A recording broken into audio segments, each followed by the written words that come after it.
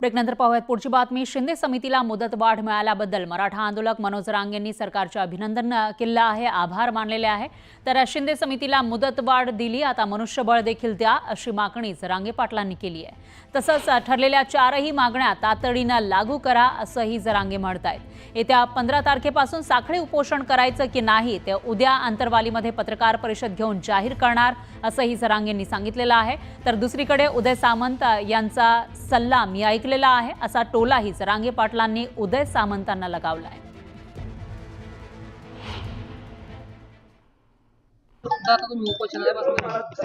त्याबद्दल बरं झालं तुम्ही योग्यच विचारलं ते की जे 15 तारखेला आपलं ठरलं होतं त्याच्याबद्दल जरा आज संध्याकाळी आम्ही गावकरी बसतो काय करायचं आणि उद्याच्याला आपल्या बांधवांना आम्ही आंतरवलीत प्रेस घेऊन सकाळी डिक्लेअर करतोय काय ते।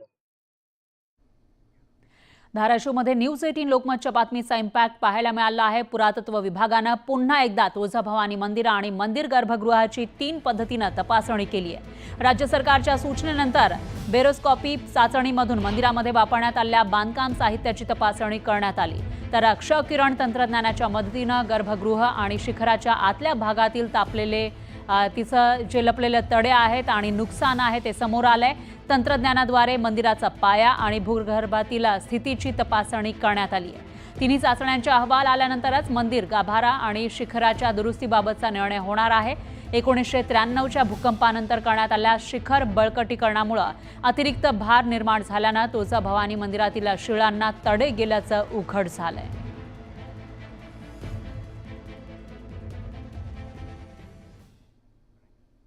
पाहूयात पुढची मोठी बातमी। नागपूर जिल्ह्यातील सावनेर तालुक्यामध्ये एका कारचा भीषण अपघात झाला आहे। या कारमध्ये 3 किलो अफू सापडलाय, त्यामुळे आश्चर्य व्यक्त केलं जातंय। या अपघातामध्ये एकाचा जागीच मृत्यू झाला होता तर इतर 5 जण जखमी झालेले होते। मात्र मुख्य म्हणजे या कारमधून अफू नेलं जात होतं। ही अपघातग्रस्त कार राजस्थानहून चेन्नईच्या दिशेने जात होती।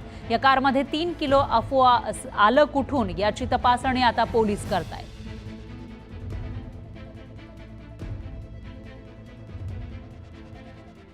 आणखी एक मोठी बातमी आहे। जळगावातील भुसावळमध्ये एका भावानंच बहिणीच्या घरी चोरी केली आहे। तर 28,000 रोख आणि 1,44,000चे दागिने त्यानं लंपास केले होते।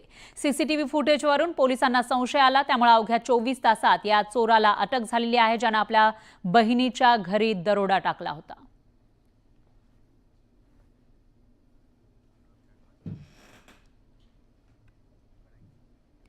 पाहूयात पुढची बातमी। महाराजा शिवछत्रपती प्रतिष्ठानच्या वतीनं आंबेगाव बुद्रुक इथं साकारत असलेल्या शिवसृष्टीचा दुसरा टप्पा आता पूर्णत्वास आलेला आहे।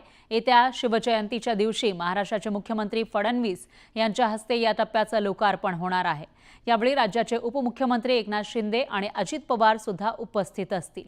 तर या टप्प्याचं एक मुख्य आकर्षण म्हणजे विशेष असे टाइम मशीन थिएटर, जे शिवप्रेमींना एक पर्वणी ठरेल।